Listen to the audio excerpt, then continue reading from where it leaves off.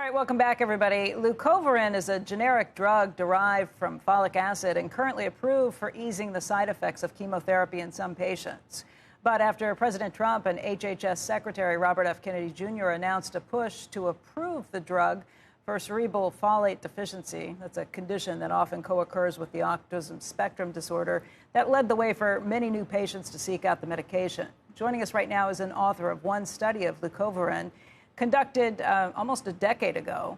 Dr. Richard Frye is a pediatric neurologist studying treatments for kids with autism. He founded Neurodevelopmental Precision Medicine. That's a clinic that specializes in treating children with autism.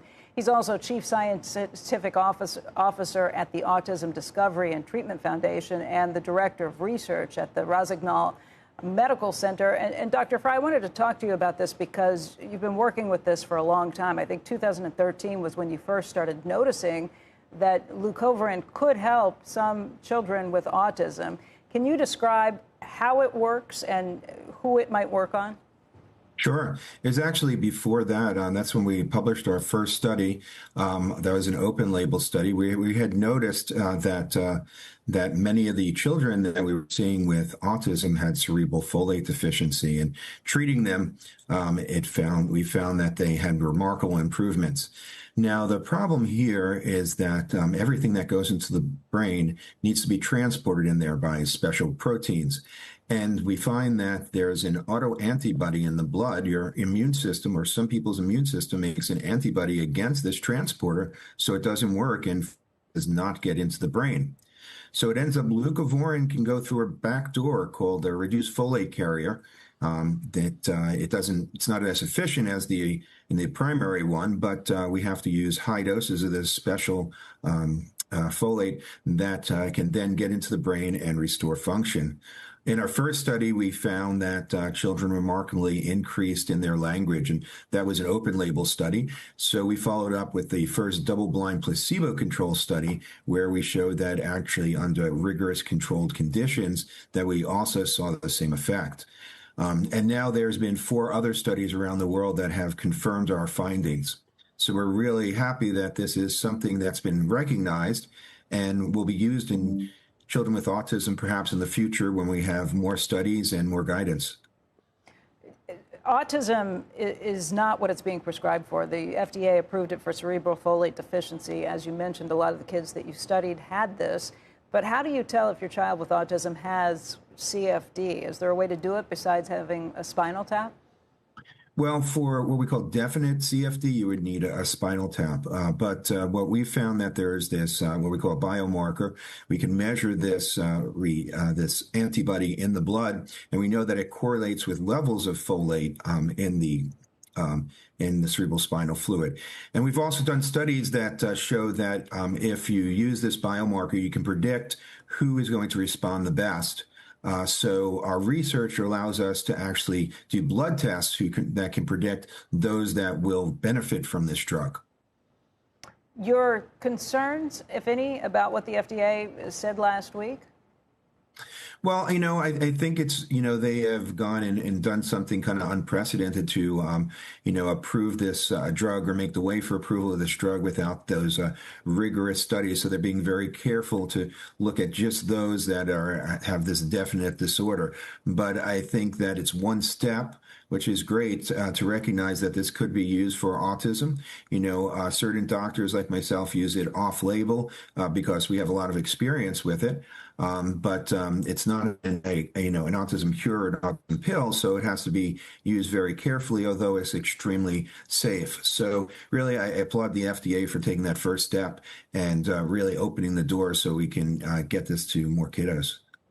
I guess the actual causes of this wide spectrum of what we call ASDs, it can't be accounted for by folate, I guess. Could it? Well, you're absolutely right. It's definitely multifactorial and multidimensional. Yeah. there's many different things that are going on. And that's why, we say this isn't a cure. It helps some kids dramatically, other kids moderately, some kids it does not. And that's because of that wide spectrum. And it's just one tool that we have, a really good tool we've started out with that can really help kiddos. And we need to find other tools too, because it's definitely a multidimensional disease and needs many treatments.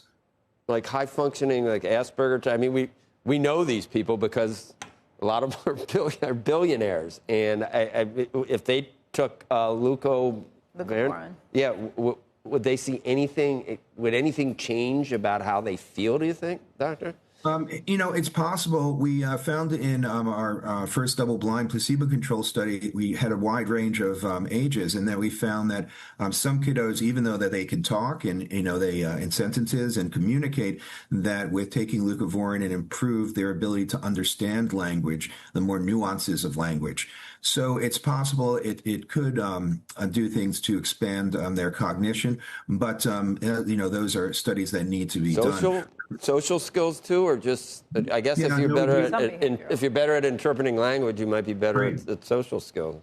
Exactly. I think that's, one of the things that we did was look at language. A lot of people look at social skills, and as you can imagine, those take a long time to develop. So in these common 12-week trials, you really don't see all that much movement in it. But something like language, which is a precursor to improving social skills, you do. So I think that that's another thing, we have to look at when we do these clinical trials, because, they're not in your practical setting of, what we can look at so we can get the idea of what's going to improve in children with autism and how these different components improve to improve social skills in life. You've said that not all forms of this drug are created equally. What does that mean? What leucovorin have you used? What dosages? Because it seems that there are a lot of doctors just in the last week are now prescribing this off-label. But you've said that some versions of it won't necessarily help kids and could actually increase hyperactivity. Yeah, I mean, that's what we found, that we started using the commercial form of it. And then we had thought that, well, maybe some kids just don't tolerate the commercial form. But last year we found out there were actually some brands that were better than others, and it depended on the additives that were in the drug. And we know that many children with autism are very sensitive to these additives. So we have to be very careful on the formulations that we use. And now there's also all types of over-the-counter, folinic acids that are popping up, to fill this gap. And, we just warn patients, we need to make sure that we're using a good formulation that's extremely safe and clean, so we don't get these. Wait, just to say, Leucovorin itself is the right formulation? I mean, just for people who are getting prescribed this or using these things. Right. And it's right. So leucovorin, definitely, it's that's the chemical, but the chemical many times when it's formulated is formulated with many different additives. How do you know if you're getting one that's got additives or not? Yeah, you have to have knowledge of the different formulations and which are the good ones and the bad ones. And right now, we just use a compounding pharmacy that's very well known and very high quality. And they've worked with us to make sure that the forms that are given don't have those additives. So that's how we do it. We want to make sure that we get the highest product to our children. We look forward that hopefully there might be a formulation that becomes a commercial formulation that's a very clean product. And that's something, we're thinking about trying to help develop in the future so that children with autism have their own personal type of leucovorin, which will be just for them without additives. And we know that they react to it perfectly.